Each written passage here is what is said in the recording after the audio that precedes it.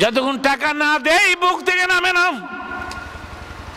হ্যাঁ, কি বুঝে এটা যুক্তিবিদ কি বাদী কোন হের কাছে আমার কোনো দাম আছে?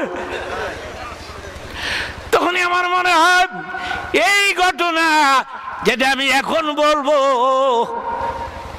না না গো তোমার পিঠ সোজা করে দাও, তোমার পিঠের মধ্যে চড়বো।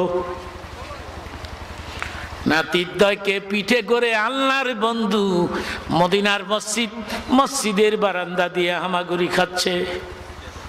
কেমন লাগে এই দৃশ্যটা? কেউ ছিল না এখানে। হযরত ওমর যারা, হযরত ওমর এই চিত্র দেখে মুস্কি মুস্কি হাসতেছেন। নবী ডাক দিয়ে বলে, ওমর আমি দেখতে পাচ্ছি তুমি হাসতেছ। হযরত ওমর বলে, নবীজি গো আমি হাসি না, আমি দেখি ঘোড়াটা কত দামি। নবী ডাক দিয়ে বলেন, আমার ঘোড়াটাই শুধু তোমার নজরে দামি পড়লো, ঘোড়ার পৃষ্ঠের সহিত দুইটার বোধহয় দাম নাই। হযরত ওমর বললেন, যেমন দামি ঘোড়া এমন দামি সহিস। এটা এমন একটা দামি ঘোড়া যে ঘোড়ার পৃষ্ঠে দুইজন সারা পৃথিবীর কেউ কদম দিতে পারবে না। জোরে কোন পারবে? পারবে বন্ধুগণ।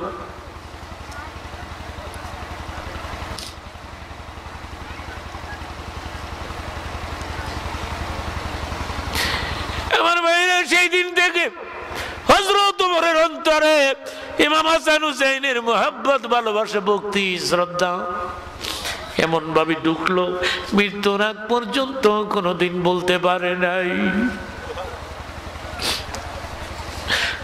আজকে হযরত ওমর খলিফা, ওনার ছেলে আব্দুল্লাহকে ইমাম হাসান একদিন গোলামের বাচ্চা গোলাম বলে গালি দিয়ে দিল।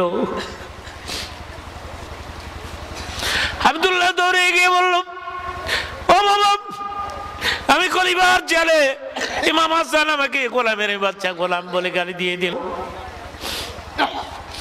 তখন হযরত ওমর এলান করে দিলেন, মদিনায় বলে দাও আগামী জুমার দিন এর বিচার হবে।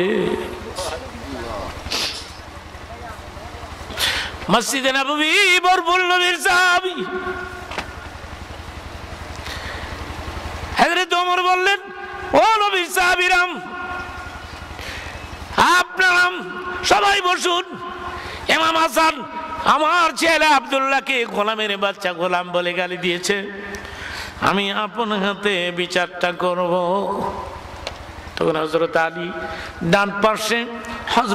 ডান পার্শ্বে বসা ছিলেন। তিনি দাঁড়ায় বললেন, আমিরুল মুমিনিন আমার ছেলে মানুষ, না হয় একটা কথা বলে ফেলেছে, তাকে কি ক্ষমা করে দেওয়া যায় না? হযরত ওমরের চোখে পানি নেমে গেছে, কান্না বিজড়িত কণ্ঠে বললেন, Ali sit down please. Ali রে আপনি বসেন, বিচার শেষ করতে দেন। আলী রে, মানুষের জীবনে সুযোগ বারবার কোনোদিন সুযোগ আসে না। বিচার স্টার্ট হয়ে গেল। হযরত ওমর বললেন, ইমাম হাসান এখানে আছেন। তিনি দাঁড়িয়ে বললেন, লাব্বাইক ইয়া আমিরুল মুমিনিন, এই তো আমি। হযরত ওমর বললেন, তাআলু নাম, আমার পাশে আসুন। আপনি কি আমার ছেলে আব্দুল্লাহকে গোলামের বাচ্চা গোলাম বলে গালি দিয়েছেন? ইমাম হাসান বললেন, গোলামের বাচ্চা তো গোলামি হয়। আপনারা বলেন একসাথে, আমি শুনবো, নবী বংশের মানুষ কি কাউকে ভয় পায়? হযরত ওমর বললেন, আমার ছেলে না হয় গোলাম, আমিও গোলাম। আর আমি যদি গোলাম হয়ে থাকি, কার গোলাম? আপনাকে বলতে হবে আমি কার গোলাম। ইমাম হাসান তখন ডাইনাতের আঙ্গুল খাড়া করে বলেছিলেন, আমিরুল মুমিনিন আপনি বুকে হাত দিয়ে বলুন, আপনি কি আমার নানার গোলাম নন? সেকেন্ডের মধ্যে চোখে পানি নেমে গেছে ওমরের।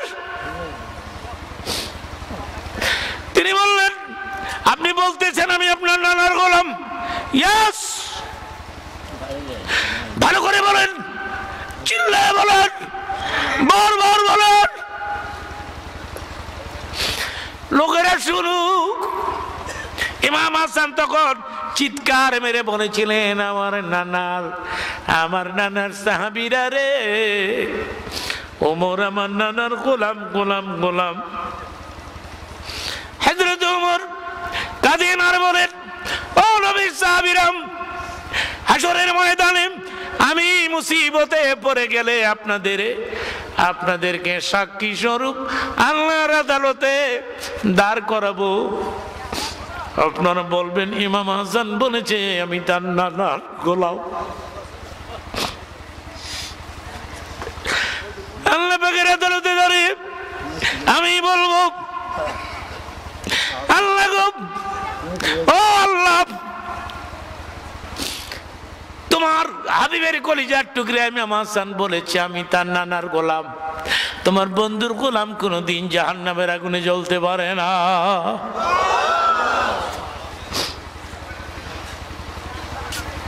এখানে সবাই কাঁদবে না, এখানে সবার চোখে পানি আসবে না, এটা আমি জানি। চোখে পানি না আসুক, কলিজার মধ্যে আঘাত লাগার কথা, ঠিক কিনা বলে? হাদিসের মধ্যে আছে, ধর্মীয় প্রোগ্রামে একটা লোক যদি কান্দে, তার চোখের পানির খাতিরে বাকি লোকদেরকে ক্ষমা করে দেয়া হয়। অসুবিধা কোথায় আমি বুঝি না।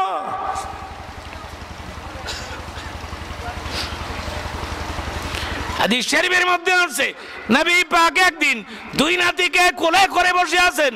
অমনি হযরত জিবরাইল ফেরেশতা এসে বলেন, ইয়া রাসূলুল্লাহ, এই দুই নাতি বোধহয় আপনার বড় আদরের। নবী বললেন, জিবরাইল রে, নতুন প্রশ্ন তুমি কেন করলা রে জিবরাইল? তুমি জানো না আমার দুই নাতি আমার কলিজার টুকরা। এই ওয়াজগুলি আমি করে গেলাম একটি কারণে, এটা মুহররমের চাঁদ বিদায়ের পথে। আগামী চাঁদ আসবে, কিন্তু যেটা চলে যাচ্ছে এটা আর আসবে না, ঠিক কিনা বলেন? আগামীতে মুহররম আবার আসবে, যেটা চলে যায় সেটা আসে না।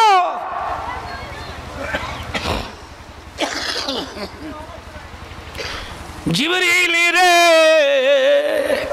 নতুন প্রশ্ন তুমি কেন করলা? আমার মন কয় তুমি কোন সংবাদ নিয়ে এসেছো। হযরত জিবরাইল বলেন, ইয়েস। জিবরাইল, সংবাদ সুখের না দুঃখের? জিবরাইল বললেন দুঃখের। বলো রে জিবরাইল। হযরত জিবরাইল ফেরেশতা বললেন, আপনার উভয় নাতি শহীদ হয়ে যাবে।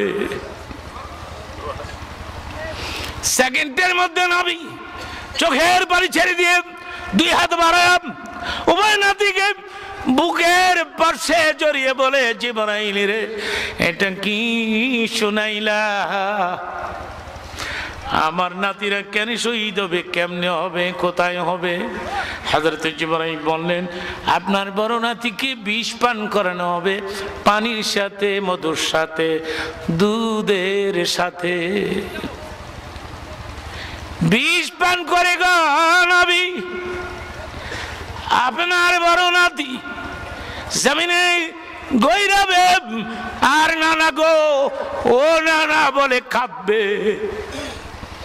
দুনিয়ার থেকে বিদায় নিবে, শহীদ হয়ে যাবে আপনার বড় নাতি। আর ছোট নাতিটা কারবালা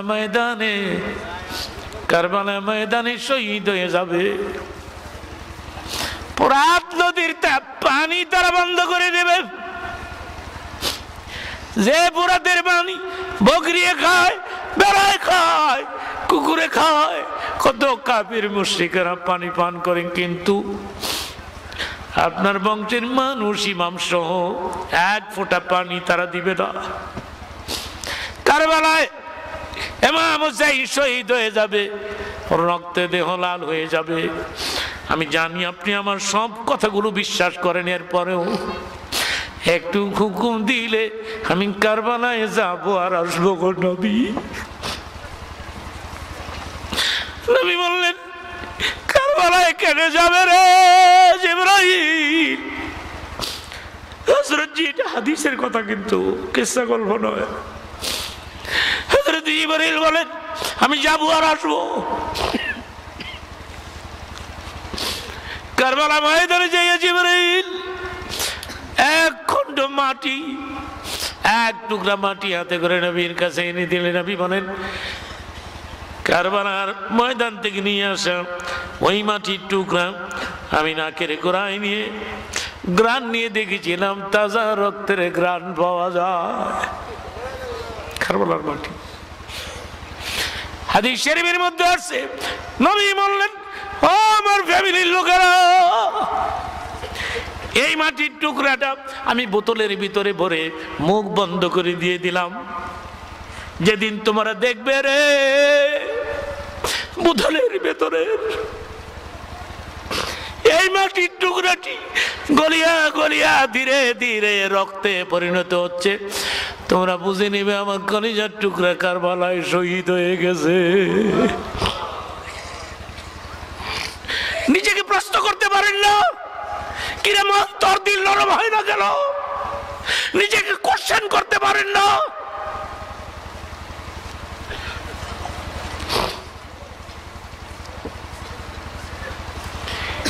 এক এক করে কারবালায় সব শহীদ হয়ে গেল। ইমাম হুসাইন বাকি, তিনি বললেন, বিবি রে বিদায় দে, বিদায় দে, কারবালার মাটি আমাকে ডাকে। এখন কেউ লড়বে না এখান থেকে, কোনো শব্দ হবে না এখন এখানে। লেট মি ফিনিশ, আমাকে 10 মিনিট সময় দেন, কোনো শব্দ যাতে এখানে না হয়। আমার 2 নাতিকে যারা কষ্ট দিবে আমার আল্লাহু আকবার বলেন। এখন যদি একটা লোক 2 ইঞ্চি পেছনে যান, 2 ইঞ্চি সামনে আসেন, দাঁড়ান এবং আউট হন, রাসূল কষ্ট পাবে। নাউজুবিল্লাহ বলেন।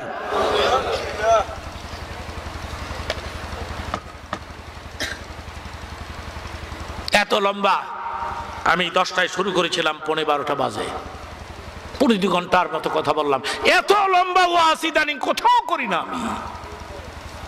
আজকে হয়ে গেল, কেমনে কেমনে হয়ে গেল নিজেও বুঝি না। আমার মন বলতেছে আল্লাহর কোন খাস বান্দার আগমন ঘটেছে এখানে। লন্ডন থেকে বাবুল বারবার ফোন করেছে, হুজুর গ্রামের মানুষ কষ্ট করে আসবে, যদিও কষ্ট হয় আপনি আলোচনাটি একটু দীর্ঘ আলোচনা করবেন।